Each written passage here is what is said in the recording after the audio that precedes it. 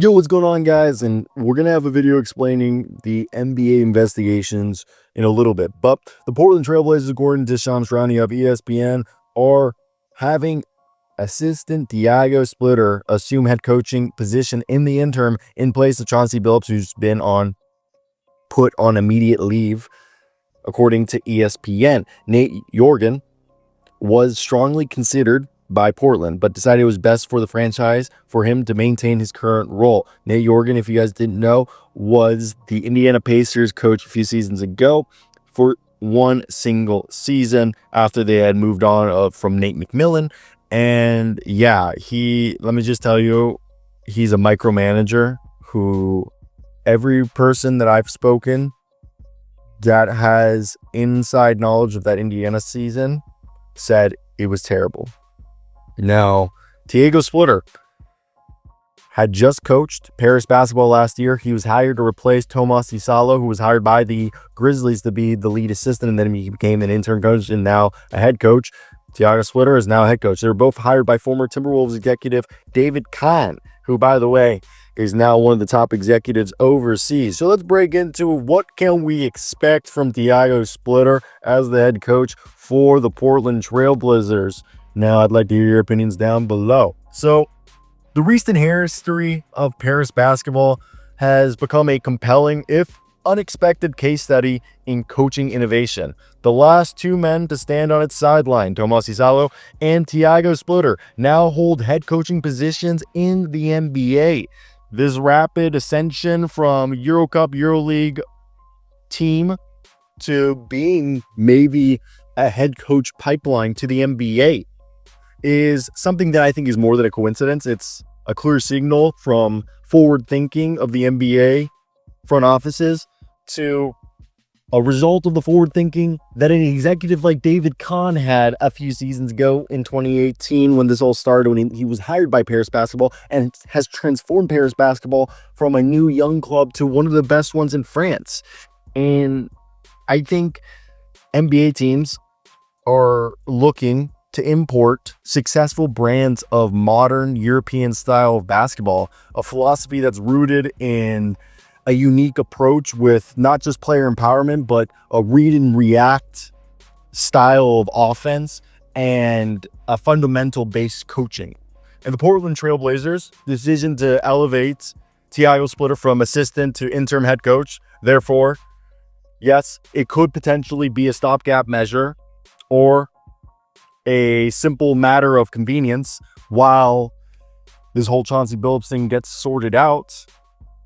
I think even if Chauncey Billups comes back, or if he doesn't come back, I think it could be a strategic pivot. It's a deliberate move to install a distinct and demanding style. Following a one-year stint in Paris where he won French LNB Elite Championship and led the team to a historic EuroLeague playoff appearance, Splitter arrives with a fully formed doctrine. This doctrine, which was more than likely honed by Greg Popovich and inspired by other players or other assistant coaches who went on to become coaches who are also former players in Ime Udoka and Steve Kerr, builds upon the pillars of what Greg Popovich and old great Spurs players and coaches know. Speed, simplicity, and having that human touch, that connective piece, or what makes a great coach a great coach, what makes a team that is able to go into battle and believe in oneself due to their leader. Is, I think, understanding we're a team that is going to be the fastest. We're going to be the strongest. Or we may not be the strongest, but we're going to be the fastest or the best conditioned. We're going to be the best coached. We're going to be simple but complex in our approach. Similar to how Nick Sirianni sounded when he took the Eagles head coaching job.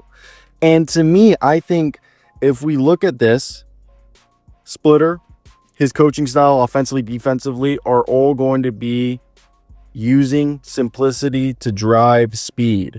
And I think he's engineered, and he's talked about this at length, where he said, if guys are thinking they're not playing fast, end quote, Splitter has stated a mantra that dictates his approach to both practice and in-game execution.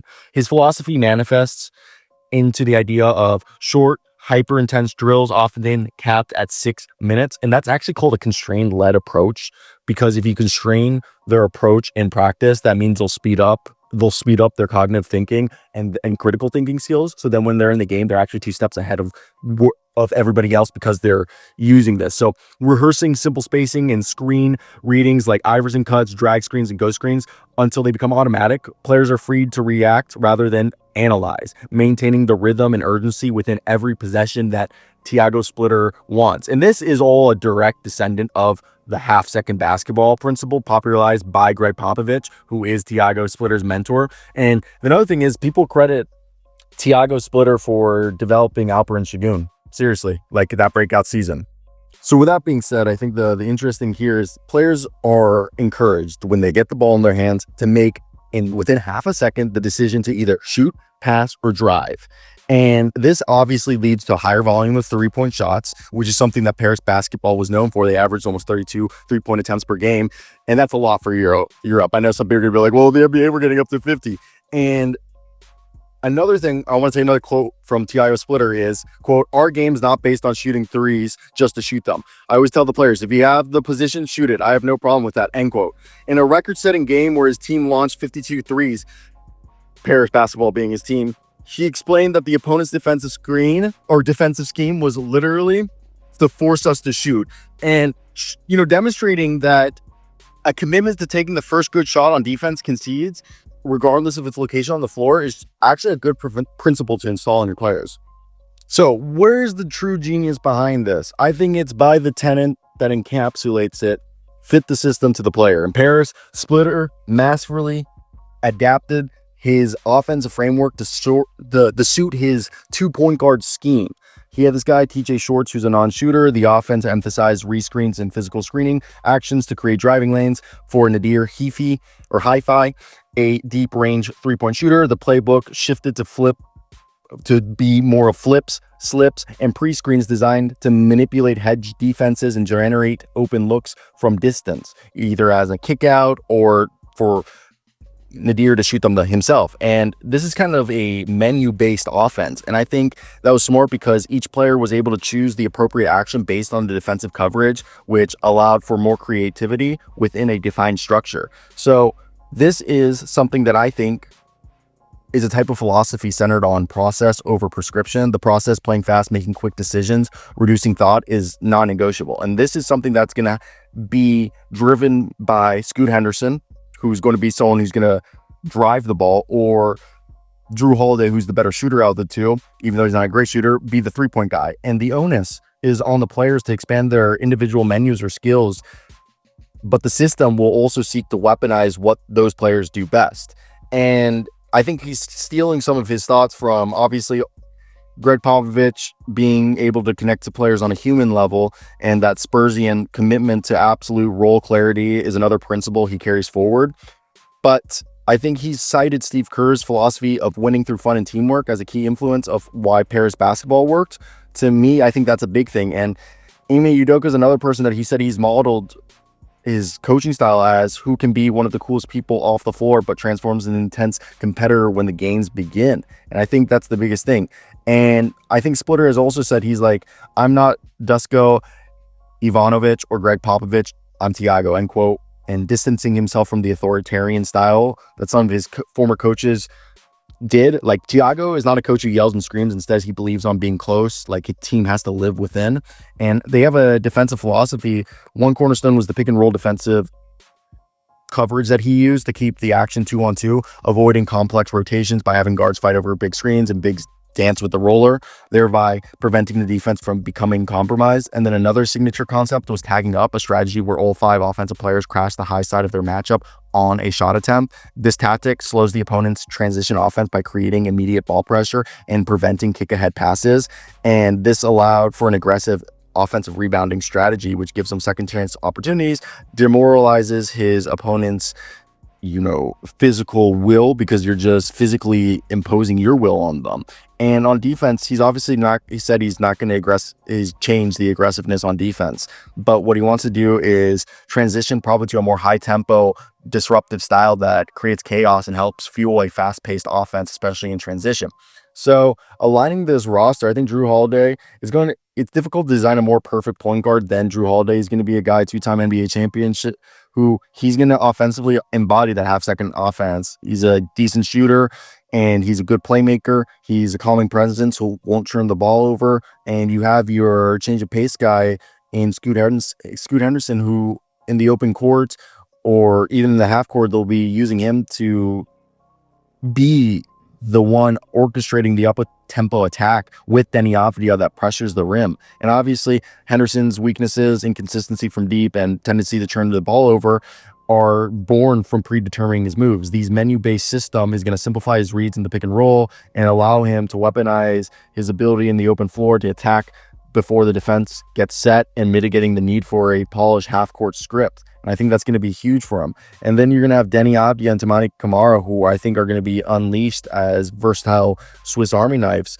Both guys are big, versatile, high IQ players, and their defensibility, their interchangeability on that side is going to allow the team's aggressive defensive scheme to work. And then they're the perfect connectors, and even Avdija, who's a gifted shot-creating point forward who can grab and go threat to go coast and coast and make quick decisions in transition. And Kamara is a relentless worker who I think is an elite offensive rebounder and one of the best defenders in the league. Pair that with the wild card and Shaedon Sharpe, who, like Henderson, he stands to benefit enormously from this system, attacking early and being more decisive. And his shot selections really and his effort on defense have been his biggest weaknesses, but I think Splitter is going to make it all work out well. And then you have Jeremy Grant and other guys who you're going to be able to help out. And then with Donovan Clingan and Robert Williams and Hanson Yang all being rim protectors, good screeners, and being able to finish as roll men or lob threats, it's going to be interesting. And obviously, Donovan Clingan and Robert Williams and their bigs don't fit the style that Splitter likes. He likes going 5 out more. But I think the ability to see his centers utilize heavy and delay actions at the top of the key, leveraging their screening and passing ability to create opportunities for others. Clingan, who possesses the underrated court vision passing size, same thing with Hanson Yang, could become this formidable high post hub, hitting cutters and orchestrating dribble handoffs, both Clingan and Hanson Yang, as this could maybe help increase their offensive value as maybe not being guys who can contribute as scorers, but able to generate advantages for their teammates through bone-jarring screens and vertical threat of their rolls to the rim. And I think this forces the creation of inverted spacing. Since Portland cannot pull the opposing center out of the paint with a shooting threat, they must find another way to create space. And Hanson Yang, Robert Williams, and Clingan's sheer size and screen prowess creates this different kind of gravity. By setting a hard screen and rolling decisively to the basket, he forces the entire help defense to collapse into the paint to tag him and prevent an easy dunk. This defensive collapse is the source of inverted spacing. It is an inversion of the traditional model. Instead of pulling the defense out, the Blazers will force them to suck in, which in turn opens up the perimeter for shooters like Holiday, Deni Avdija, Toumani Camara, Jeremy Grant, whoever it may be, Matisse Thybulle. And I think this is going to really help them out, as it'll be interesting. Now, I think the best lineups are going to be a Jrue Holiday, Shaedon Sharpe, Deni Avdija, Toumani Camara, Donovan Clingan, then with Scoot Henderson, Jrue Holiday, or Matisse Thybulle, Jeremy Grant, Robert Williams, all being out there. I really think the lineup is going to be a defensive versatility with some size on the perimeter. Positions 1 through 4 can switch interchangeably, and I think it's a defensive first mentality with a transition oriented attack. Then the offensive lineup of like a Henderson, Sharpe, Grant, Avdija, and whoever you want at center, or have Reith because he can shoot threes, allows you to have maximum floor spacers, 4 legit 3-point shooters, and then this allows Henderson to have open lanes to attack, and Deni Avdija as well. And then their defensive lineup of a Jrue Holiday, Matisse Thybulle, Toumani Camara, Deni Avdija, or Donovan Clingan, or a Hanson Yang, or a Robert Williams, probably Hanson Yang, no, but a Robert Williams or Donovan Clingan in late game situations. Thybulle, Holiday, Camara, Avdija, and Clingan is probably their best 5 defenders that they can have on the floor. So I'd like to hear your guys' thoughts if you guys agree with me on this. Sorry if it was a little long-winded.